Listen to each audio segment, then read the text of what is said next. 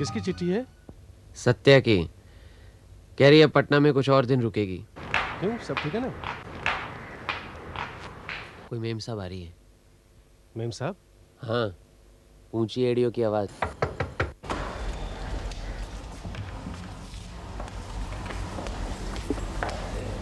नमस्ते। नमस्ते। मेरा नाम कुमारी मधुबाला राय है। आप व्योमकेश बाबू है ना? जी, व्योमकेश मैं हूँ। अच्छा अच्छा, आप हैं। सॉरी। नमस्कार, मेरा नाम कुमारी मधुबाला राय है। आपसे मिलना चाहती हूँ।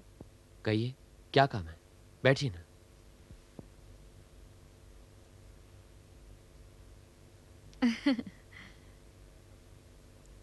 मैं पटना मेडिकल कॉलेज के अस्पताल में नर्स थी। रिटायर्ड होकर अब मैं यही कलकत्ता में रहती हूँ। किसी ने आपका नाम और पता दिया, इसलिए आपसे मिलने आई हूँ। कहिए, मैं क्या कर सकता हूँ आपके लिए? हम बहुत गरीब हैं व्योमकेश बाबू।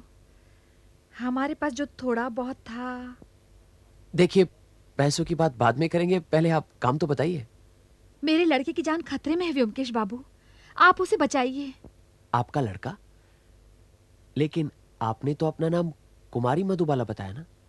मेरा लड़का मतलब मैंने उसे पाल पोस कर बड़ा किया है। अनादि बाबू ने उसे गोद ले लिया है। अनादि बाबू की 2 भतीजे हैं, नेमाई और निताई। एक मिनट रुकिए रुकिए, ऐसे कुछ समझ में नहीं आ रहा है। आप शुरू से बताएंगी, तरतीबवार। करीब 20 साल पहले की बात है। तब मैं पटना अस्पताल में नर्स थी। एक आदमी अस्पताल में गर्भवती महिला को दाखिल करा के खुद गायब हो गया। 2 दिन बाद उसे बच्चा हुआ। वो खुद गुजर गई। उस लावारिस बच्चे को लेने कोई नहीं आया। मुझे उस पर तरस आया। मैंने उसे पाल पोस कर बड़ा किया। जब वो 5 साल का था तो मुझे एक बेनाम चिट्ठी मिली। उसमें 400 रुपये थे। उसमें लिखा था, मुझे पता है कि मेरा बच्चा तुम्हारे पास है, तुम ही उसकी परवरिश करो। कुछ रुपये भेज रहा हूं, मौका लगा तो और भी भेजूंगा। किसकी चिट्ठी थी? कुछ पता चला? नहीं, फिर कभी कोई चिट्ठी नहीं आई। मैंने भी सोचा चलो लड़के का कोई तो है, कभी ना कभी आ जाएगा। पर 7-8 साल गुजर गए, कोई नहीं आया। प्रभात बड़ा हो गया। प्रभात नाम है उसका। हमारे पड़ोस में एक जिंद साज की दुकान है, वही प्रभात काम करता है। अच्छा, तो फिर परेशानी की क्या बात है? बताती हूँ। करीब 2 साल पहले मेरे पास एक सज्जन आए। वेशभूषा से प्रतिष्ठित लगते थे। उनका नाम है अनादि हालदार। पिछले 4 महीनों से प्रभात मेरे यहाँ काम कर रहा है। मेरे सारे बही खातों में जिल्द लगाकर नया जैसे कर दिया है। पता लगा कि तुमने उसे पाला पोसा है। उसके माँ बाप का कोई पता नहीं। मेरा कोई भी अपना नहीं है। मैंने शादी नहीं की, काम में ही लगा रहा। भगवान की कृपा से कुछ पैसा है। काम ना करूं तो भी सारी जिंदगी कट जाएगी। अब मैं कलकत्ता वापस चला जाना चाहता हूं। 4 महीनों से प्रभात को देख रहा हूं। लड़का मुझे बहुत अच्छा लगता है। सोचता हूं उसे गोद ले लूं, मेरा बेटा बना लूं। तुम्हें कोई एतराज तो नहीं? प्रभात ने मुझे कहा है, लेकिन न कहो, तुम भी हमारे साथ रहोगे। मैंने कहा ना, मेरा कोई नहीं है। और फिर तुम्हारे रिटायर होने का वक्त भी तो हो गया है।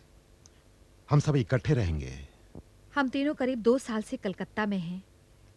अनादि बाबू ने प्रभात को किताब की दुकान खरीद कर दी है।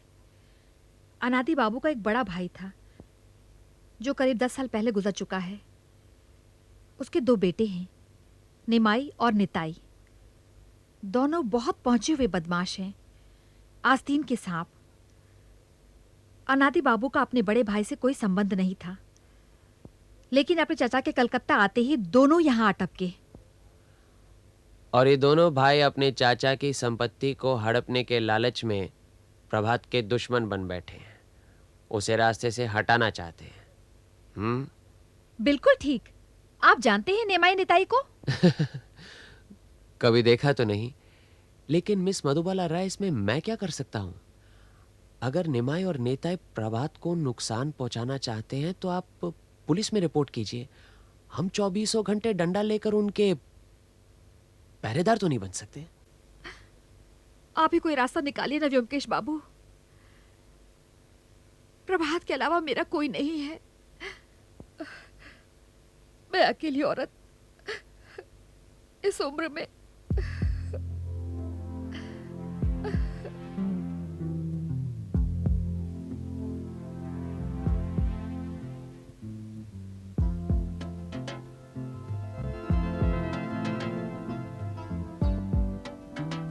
अच्छा ये बताइए कि ये दोनों भाई कहाँ रहते हैं?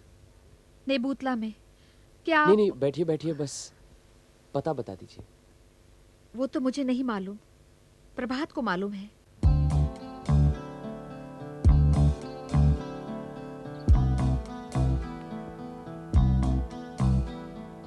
आप ही जीवन प्रभात के मालिक प्रभात कुमार राय हैं? जी, मेरा नाम प्रभात हालदार है। हाँ हाँ वही। अनादि बाबू ने आप ही को गोद लिया है ना? जी। आप? मेरा नाम ब्योमकेश बख्शी है। ओह, ब्योमकेश बख्शी। फिर तो आप जरूर अजित बाबू हैं। आपकी किताबें भी हैं हमारी दुकान में, वो देखिए। क्या चाहिए आपको? हमारे पास बहुत पुरानी पुरानी किताबें हैं। नहीं नहीं, फिलहाल तो हमें सिर्फ निमाई नेताय का पता चाहिए। क्या चाहिए? अनादि बाबू का मकान यही है? नहीं अनादि हलदार यहाँ नहीं रहते? नहीं। शायद गलत पता मिला है। यहाँ उनके कोई रिश्तेदार, मेरा मतलब आप दोनों। आपको क्या चाहिए? आप जा सकते हैं। अगर आप उनके रिश्तेदार हैं तो क्या आप उनका पता बता सकते हैं? नहीं। आप लोगों के हाथ में बंदूक है, इसका लाइसेंस तो जरूर होगा आपके पास। आपसे मतलब? नहीं, यूं ही। चलो।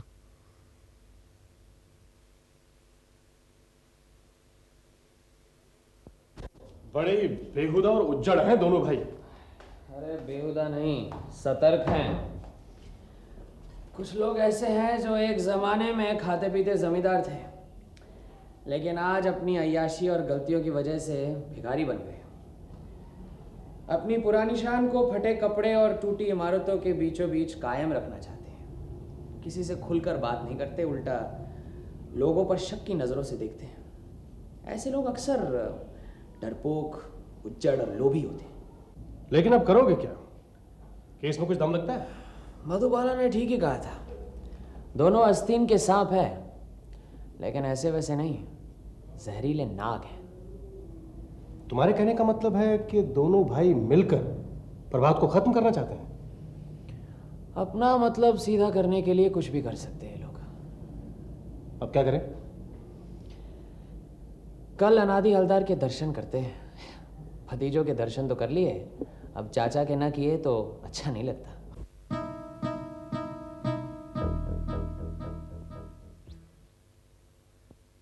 नमस्कार। नमस्कार।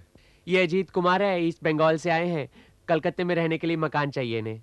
तुम कौन हो?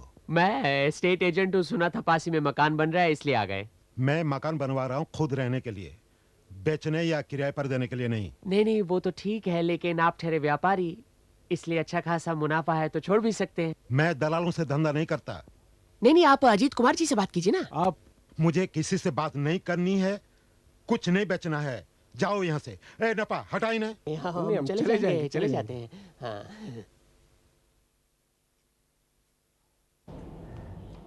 सरकार, क्या?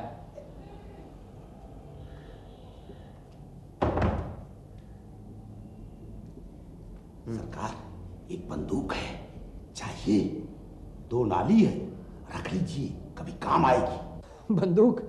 अरे बंदूक का मैं क्या करूंगा, मुझे तो चलानी भी नहीं आती। अच्छा, तुम तो वहीं कहीं रहते हो ना, ये 2 नंबर बहु बाजार स्ट्रीट के अनादि हलदार को पहचानते हो? अच्छी तरह पहचानता हूँ। क्यों, उनसे भी चंदा वंदा लेते हो? अरे नहीं साहब, हाँ। 1 नंबर का कंजूस है, बस वही अब कुछ नहीं देता। पहले देता था, लेकिन अब उसे कुछ हो गया तो मैं नहीं जानता। लेकिन साहब, आप कैसे उसे पहचानते हैं? रहने दो बस यूं ही। ये लो।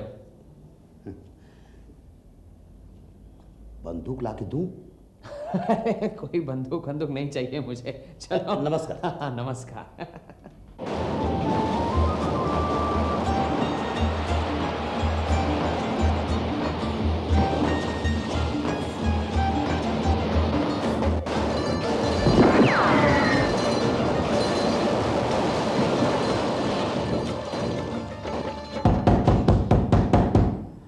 योमकेश बाबू, योमकेश बाबू, अरे कौन है?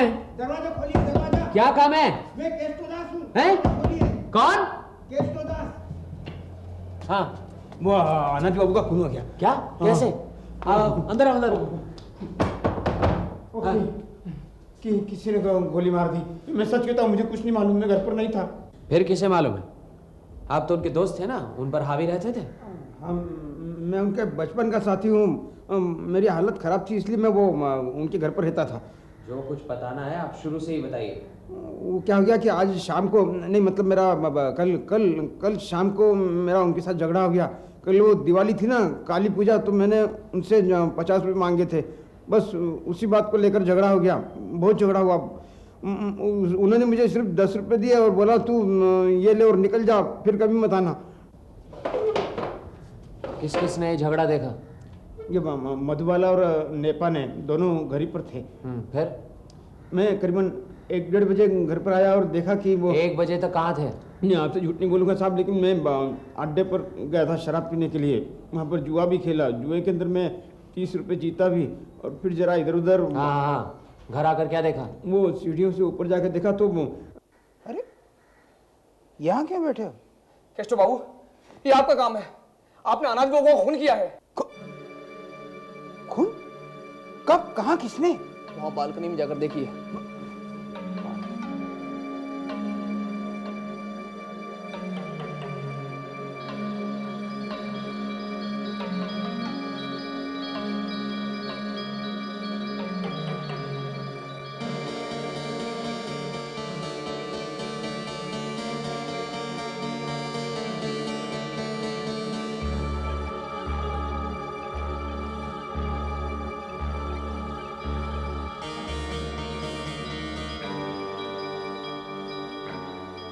क्यों चुप क्यों हो गए?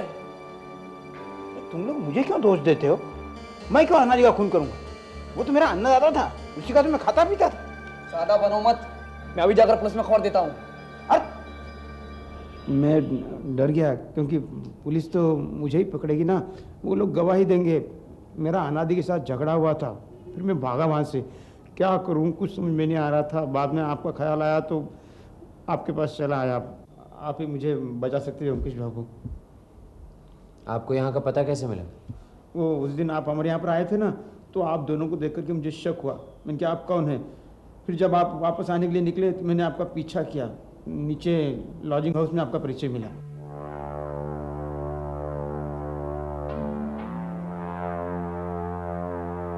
तो आपने अनादि बाबू का खून नहीं किया? नहीं अंकुश बाबू, मैं क्यों करूँगा? आप ही सोचिए, मुझे क्या फ़ायदा था? क्यों? उन्होंने तो आपको घर से बाहर निकाल दिया था। वो तो यूं ही कहा करते थे गुस्से में, निकल जा निकल जा। असल में उनकी हिम्मत नहीं थी मुझे निकालने की। अच्छा, हिम्मत नहीं थी? इसका मतलब है कि आप जरूर उनकी जिंदगी का कोई गुप्त रहस्य जानते हैं। क्यों? हाँ, मैं अनादि की सारी गुप्त बातें जानता हूँ। अगर चाहता ना तो उसे फांसी के तख्ते पर लटका देता, लेकिन वो सब रहने दीजिए। अगर ज़रूर हुई तो मैं आपको बाद में सब बता दूंगा। फिलहाल मुझे पुलिस के हाथों से बचा लीजिए, मैं हाथ जोड़ता हूँ। देखिए, आपको बचाने के लिए जानना ज़रूरी है कि असली खूनी कौन है। इसके लिए हमें अनादि बाबू के घर जाना होगा। बाप रे, मुझे भी जाना होगा?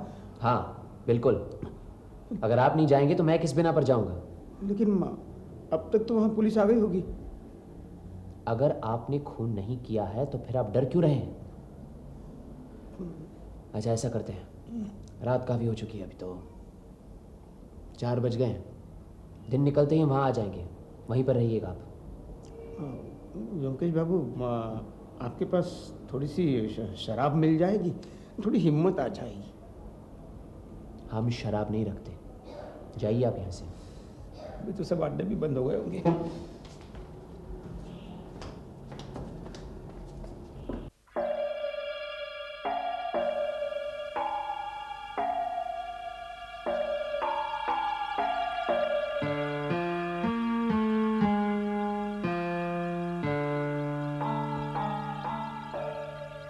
पुलिस आई नहीं अभी तक? मुझे यहाँ केष्टू बाबू लेकर आए। आप समझती कि इन्होंने खून किया है? मैं इनकी तरफ से खून की छानबीन करना चाहता हूँ। किसी को कोई इतराज तो नहीं?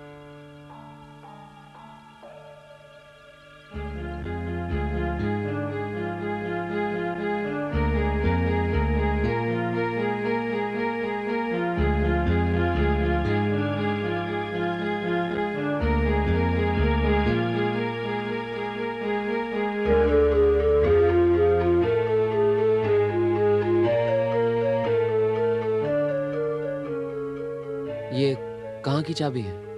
अनादि बाबू के कमरे में लोहे की एक अलमारी है, उसी की चाबी है। अलमारी में क्या रुपए पैसे थे? क्या पता। अनादि बाबू किसी को अलमारी में हाथ तक नहीं लगाने देते थे। अच्छा, यहाँ आने और जाने के कितने रास्ते हैं? सिर्फ एक ही है, जहां से आप आए थे।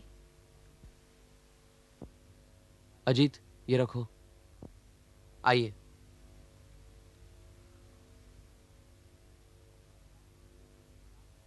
प्रभात बाबू, आप बताइए कि रात को आप घर से कितने बजे निकले थे? मैं और माँ निकले थे करीब 8:30 बजे, सिनेमा देखने गए थे। तो जब आप घर से निकले तो यहाँ घर में कौन कौन था? सिर्फ अनादि बाबू थे और नृपेन बाबू तो 8 बजे चले गए थे। नृपेन बाबू कौन है? अनादि बाबू के सेक्रेटरी। अच्छा, कितने दिनों से काम कर रहे हैं? करीब 4 साल से। 4 साल से? इतनी देर टिक पाए? अच्छा, आप बताइए कि अनादि बाबू का कोई दुश्मन था, इसके बारे में कुछ जानते हैं आप? किस किस का नाम बताऊं? जिससे भी उनकी जान पहचान थी, सभी से झगड़ा मोल ले लेते थे। झगड़ा मोल लेना उनकी आदत बन गई थी। तो घर में सबसे झगड़ा करते थे? सभी को उल्टी सीधी सुनाते थे। हम उनके अधीन हैं, इसलिए चुपचाप सह लेते थे। सिर्फ केष्टो बाबू ही कभी कभी। अच्छा, और प्रभात के साथ किस तरह का व्यवहार था? नहीं, इसको इतना कुछ नहीं कहते थे। ये जवाब नहीं देता ना, इसलिए। अच्छा, नृपेन बाबू घर से कब गए थे? करीब 8 बजे के बाद। तो रात को वापस कब लौटे? तकरीबन 1 बजे। कहाँ के रहने वाले हैं? खजूरहाट 24 परगना। खजूरहाट? ये तो रमेश मलिक की जगह है, वहीं से तो है ये। खैर, जाने दीजिए। मुझे लगता है अनादि बाबू का खून हुआ है जब कोई घर पर नहीं था। वो रात को बालकनी में खड़े आतिशबाजी देख रहे होंगे, किसी ने बाहर से उन्हें गोली मार दी। प्रभात बाबू, आपने कहा कि आप अपनी माँ के साथ सिनेमा देखने गए थे। जी, लेकिन मैंने सिनेमा नहीं देखा था। माँ को सिनेमा हॉल में बैठाकर मैं सीधे अपनी दुकान चला आया था। 8:30 बजे रात को आप अपनी दुकान पर गए थे? जी, दिवाली की रात थी, दुकान को रोशनी से सजाया था। फिर करीब 11:45 बजे दुकान बंद करके मैं सिनेमा हॉल गया और वहाँ से माँ को लेकर सीधा अपने घर आ गया। इसका मतलब है करीब रात 9 से लेकर 11:45 तक आप दुकान में ही थे? जी। वहाँ कोई और था आपके साथ? जी, दरबान था, पहरा दे रहा था सामने। तो इतनी रात गए आप दुकान में इतनी देर क्या कर रहे थे? कुछ नहीं, जिल्द बना रहा था।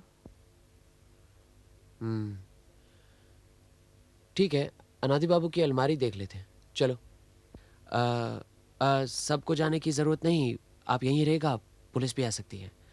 मधुबाला देवी, अगर चाय का इंतजाम हो तो बड़ी मेहरबानी होगी। जी। केष्टो बाबू, आइए, आप मेरे साथ आइए। हाँ, चलिए, आइए। आई बस ये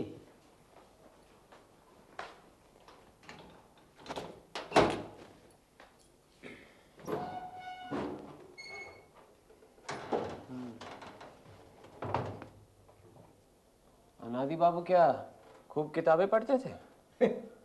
कभी देखा तो नहीं। ऐसा लगता है यहाँ इस किताबों की लाइन में से कई किताबें निकाली गई है। वो कहाँ है? पता नहीं कहाँ है। ये क्या है? कहीं आते जाते थे अनादि बाबू? कोई खास नहीं, कभी वकील के यहाँ गए, कभी बैंक में चले गए, बस। ये देखो।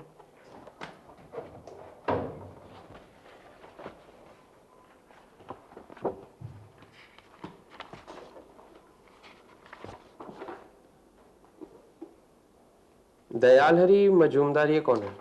इनकी लड़की से प्रभात शादी करना चाहता था, लेकिन अनादि बाबू राजी नहीं थे। क्यों? लड़की अच्छी नहीं थी? पता नहीं, लेकिन सुना है गाना बहुत अच्छा गाती है। अच्छा।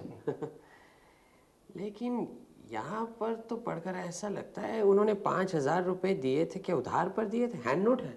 हो सकता है जिस आदमी को 5,000 रुपये उधार दिए हैं उससे रिश्ता नहीं करना चाहते हो। वैसे पैसे के मामले में बहुत चौकस थे। अच्छा। हाँ। इस पर तारीख भी 1 महीने पहले की है। शादी की बात तब चल रही थी? शायद उसी वक्त। अजीत, जरा ये दयाल हरी मजूमदार का पता नोट करना। हाँ बोलो। ये लिखा है 13/3 रामतनु लेन, शाम बाजार। ठीक।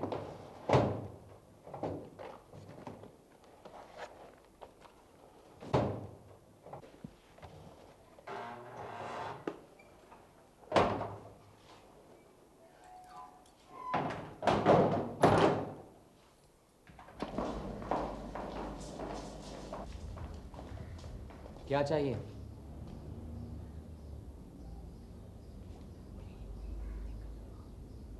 आप कौन है? मुझे इस परिवार का दोस्त समझिए। ब्योमकेश बख्शी है मेरा नाम। अच्छा, डिटेक्टिव? जी नहीं, सत्यान्वेषी। हमें खबर मिली है कि अनादि हवलदार की मृत्यु हो गई है।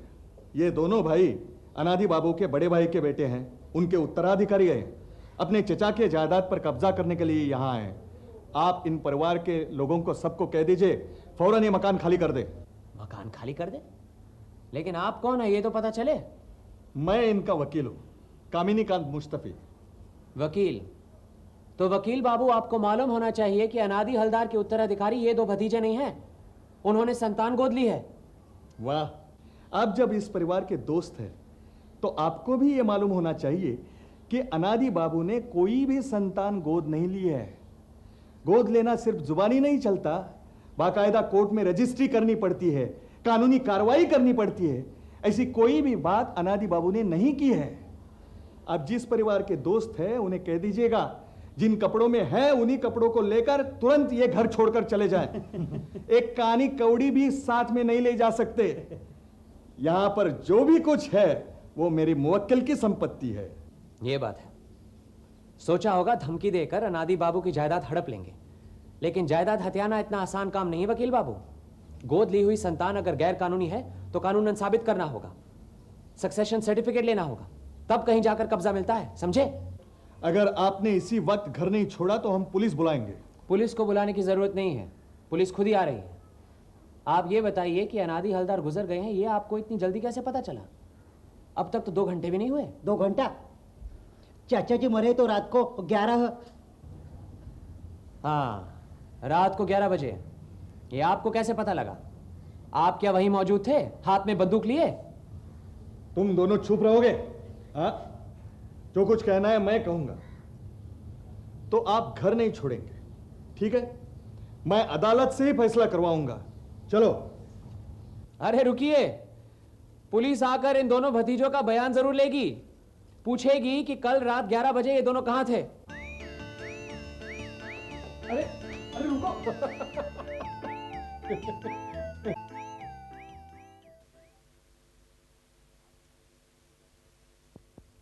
आप कानूनन अनादि बाबू के दत्तक नहीं है, ये आपने पहले क्यों नहीं बताया? क्या ये सच है व्योमकेश बाबू कि अनादि बाबू ने प्रभात को कानूनन गोद नहीं लिया? यही तो मैं जानना चाहता हूँ। क्यों प्रभात बाबू? जी, मुझे कानून तो मालूम नहीं है। जब कलकत्ता आई था तो अनादि बाबू मुझे एक वकील के पास ले गए थे। वही मुझे पता चला कि गोद लेने के लिए रजिस्ट्री करनी पड़ती है, लेकिन बाद में कुछ हुआ ही नहीं। इसका मतलब आप जानते थे कि आप उनके वारिस नहीं हैं? जी जानता था, लेकिन मैंने सोचा कि अपनी मौत के पहले वो रजिस्ट्री करके आपको दत्तक बना देंगे। जी। मतलब प्रभात को कुछ नहीं मिलेगा, सब निमाई निताई ले जाएंगे। माँ तुम परेशान क्यों हो रही हो? हमारी दुकान तो है, उसी से गुजारा हो जाएगा। शुक्र है उनकी मौत के लिए कोई तो रोया। चलो आओ यहाँ।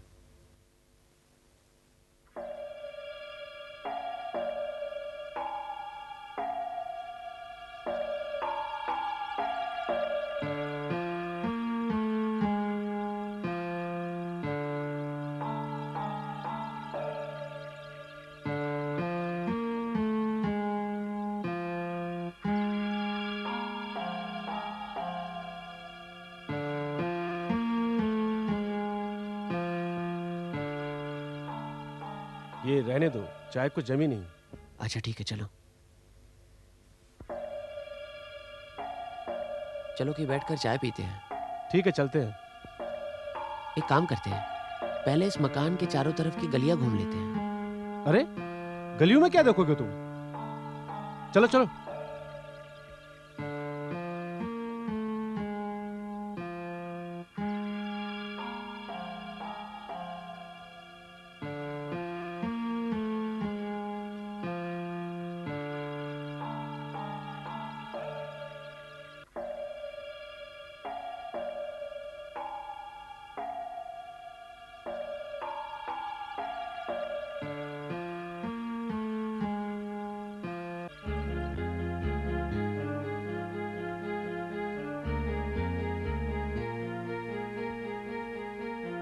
किसकी चाबी है? दावे के साथ तो नहीं कह सकता, लेकिन अनादि हलदार की अलमारी की लगती है। अनादि हलदार? उसकी चाबी तो तुम अभी थोड़ी देर पहले उसकी कमर में खोस के आए हो। दूसरी भी तो हो सकती है। दूसरी? लेकिन यहाँ कैसे आ गई? वो देखो, उस खिड़की से। चलो।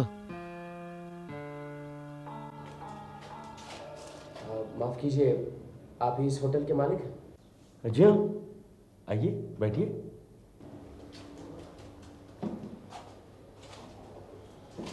कहिए। बात यह है कि कल रात सामने वाले मकान में खून हो गया है। खून? किसका? सामने वाले मकान में अनादि हालदार का। क्या? अनादि हालदार का खून हो गया? आप पहचानते हो उन्हें? अरे पहचानता क्यों नहीं, वो सामने वाले मकान में ऊपर ही तो रहते हैं। कल रात भी उनको देखा था मैंने। अच्छा, कहाँ? अरे वहीं अपनी बालकनी में खड़े दिवाली की आतिशबाजी देख रहे थे। आप कुछ खुलासा बता सकेंगे? देखिए, मैं उनके खून के बारे में छानबीन कर रहा हूँ। मेरा नाम व्योमकेश बख्शी है। हो, तो आप व्योमकेश बाबू हैं। ओह भाग्य हमारे। अरे गणेश, जल्दी से चाय आमलेट लेके आना। नहीं, आप तकल्लुफ मत करें, हम अभी तो आप ही की होटल में खा पी चुके हैं। अरे ऐसे कैसे हो सकता है? आप जैसे महानुभाव हमारे यहाँ आए हैं और हम कुछ ना करें? बताइए, आप क्या जानना चाहते हैं? जो भी आप जानते हैं, जो कुछ भी आप बता सकते हैं। जी, मैं यहीं रहता हूँ। एक कमरा मेरा है और दूसरे कमरे में कुछ लड़के रहते हैं। तकरीबन 7 लोग होंगे। 2 लड़के दिवाली की छुट्टी के लिए घर चले गए और 2 दिवाली की रोशनी देखने के लिए शहर में चले गए। बाकी सब ताश खेल रहे थे, मैं भी उनके साथ खेल रहा था। खिड़की के पास ही तख्तपोश है, उसी बैठ के हम लोग खेल रहे थे। जब भी मेरी नज़र बाहर जाती थी, अनादि बाबू बालकनी में खड़े दिवाली का मज़ा लेते हुए नजर आते थे। तकरीबन 10:30 बजे तक हम लोग खेलते रहे। जो उसके बाद उनको नहीं देखा? नहीं, हम सब खा पी कर सो गए। और ये जो लड़के रोशनी देखने गए थे, ये कब लौटे? उनमें से एक तो 12 बजे रात को लौट आया था, मगर दूसरा अभी तक नहीं लौटा है। अब भी रोशनी देख रहा है। अनादि बाबू की लाश बालकनी में पड़ी मिली थी। गोली सीने से लगकर पीठ से पार हो गई। हमारा ये ख्याल है कि यहीं इसी होटल से किसी ने बंदूक चलाकर उनकी हत्या की है। हमारे होटल से?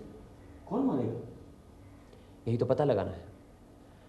आपने कहा कि रात 7 के बाद आप पांचों के अलावा और कोई ऊपर नहीं गया, ठीक है ना? मुझे तो यही लगता है, फिर भी पूछ लेता हूँ। ऊपर एक हमेशा के लिए नौकर है, शायद उसे मालूम हो। हरीश, अरे हरीश। जी हाँ सरकार। कल शाम कहाँ थे तुम? मैं यहीं ऊपर था सरकार, सारा दिन सीढ़ियों पे बैठा रहा। आप लोग ताश खेल रहे थे। कब तक बैठे थे? 12 बजे जब बीरू बाबू आए तब मैं कंबल ओढ़े हुए यहीं बैठा था, कहीं भी नहीं गया। तो ये जब ताश खेल रहे थे तुम वहीं 12 बजे तक सीढ़ियों पर थे, हिले नहीं वहां से? जी नहीं, बस 5 मिनट के लिए नीचे गया था, राम बाबू के लिए तंबाकू लाने। कब, किस वक्त गए? 9 बजे। तो 9 से 12 तक वहां कोई नहीं आया? इनके पास तो कोई नहीं आया था। 10 बजे के करीब तिमंजले वाले बाबू आए थे।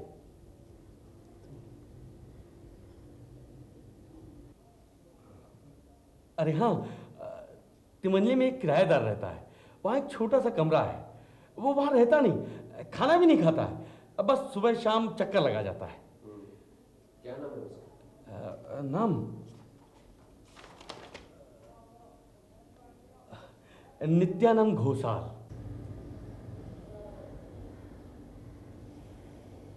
अच्छा, रोज ये दोनों वक्त आते हैं तो जाहिर है कि कलकत्ते में रहते हैं। कितने दिनों से हैं यहाँ पर? करीबन 6 महीने से। वक्त पर किराया दे देते हैं, कोई खटपट नहीं। दिखने में कैसे हैं? गोल बटोल ठिगने से। नित्यानंद बाबू जो 10 बजे आए तो क्या तुमसे कोई बात नहीं हुई? जी नहीं, वो बातचीत करते ही नहीं, बैग लेकर सीधा तिमंजले चले जाते हैं। बैग? जी हाँ, वो जब भी यहाँ आते हैं उनके हाथ में एक चमड़े का बैग रहता है। कितना बड़ा बैग है? लंबा सा, तमाशे वाले जैसे बांसुरी बैग में रखते हैं ना, ठीक वैसा ही। अच्छा अच्छा, क्लैरिनेट रखने का बैग उसी तरह का होगा। तो ये क्या अपने कमरे में बाजा बजाते थे कोई? बजाते हुए तो मैंने उन्हें कभी नहीं सुना। तो वापस फिर ये कितने बजे गए? 1 घंटे के बाद, बहुत जल्दी में थे, दनदनाते हुए उतरे और चले गए। ठीक है, जाओ, आप जाओ। जी। क्या हम ऊपर के कमरे देख सकते हैं? जी हाँ, क्यों नहीं? पर उससे पहले चाय नाश्ता हो जाए। नहीं नहीं, पहले कमरे देख लेते हैं, बाद में फुर्सत से। अच्छा चलिए। आइए आइए आइए आइए। इस कमरे में मैं रहता हूँ। अकेले? जी नहीं, बीवी बच्चों को गांव भेज दिया है। आजकल यहाँ की जो हालत है। अच्छा किया। और ये बड़ा हॉल है, यहाँ 7 जने रहते हैं। देखेंगे आप? नहीं, समझ लीजिए देख लिया। चलिए ऊपर चलते। छत पे आइए आइए।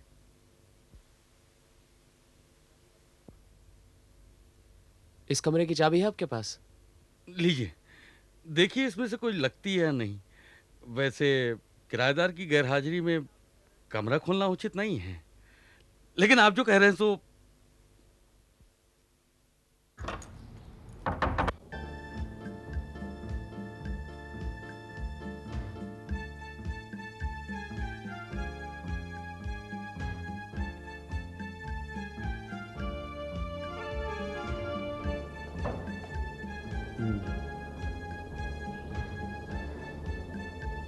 रात को करीब 11 बजे रास्ते पर पटाखे फोड़े जा रहे हैं, चारों तरफ बम फटने की आवाज आ रही है। अनादि बाबू अपनी बालकनी में खड़े नजारा देख रहे हैं। तो उस वक्त इस खिड़की से गोली मारना मुश्किल काम है। गोली की आवाज तो पटाखों की आवाज में खो जाएगी। लेकिन होटल में इतने लोगों के बीच बंदूक लाएगा तो पकड़ा नहीं जाएगा।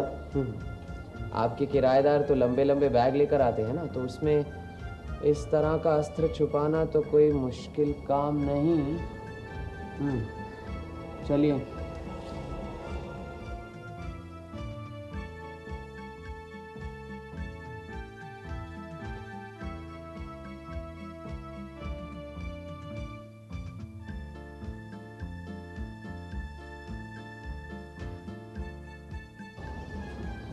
ये तो हाल ही में गिरा लगता है।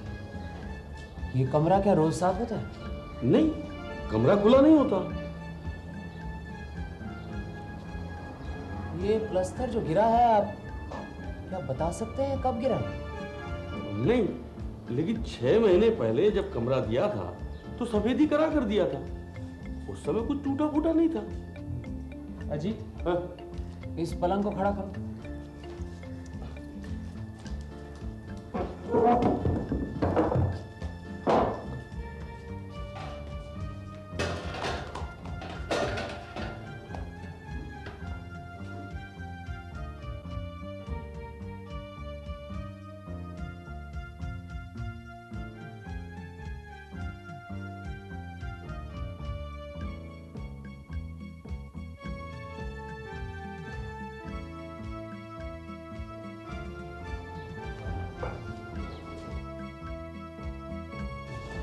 ये यहाँ पर कहाँ से आई? और आई तो फिर कब आई? यहाँ इस कमरे में क्या किसी ने बंदूक चलाई थी? ये जो खिड़की है क्या ये हमेशा खुली रहती है? नहीं, खुली तो नहीं रहती, लेकिन कब्जा खराब हो गया, मरम्मत करवानी। अनादि बाबू अगर अपनी बैल्कनी से खिड़की की तरफ गोली चलाएं तो यहाँ दीवार पर आ सकती है, या फिर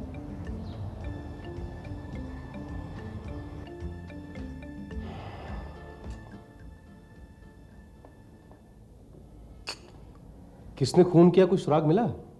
अभी नहीं, लेकिन जिसने भी किया है बड़ी सोच समझकर अकलमंदी से किया। दिवाली की रात, चारों ओर पटाखों की आवाज और उसके बीच गोली की आवाज कैसे सुनाई देगी? कौन हो सकता है?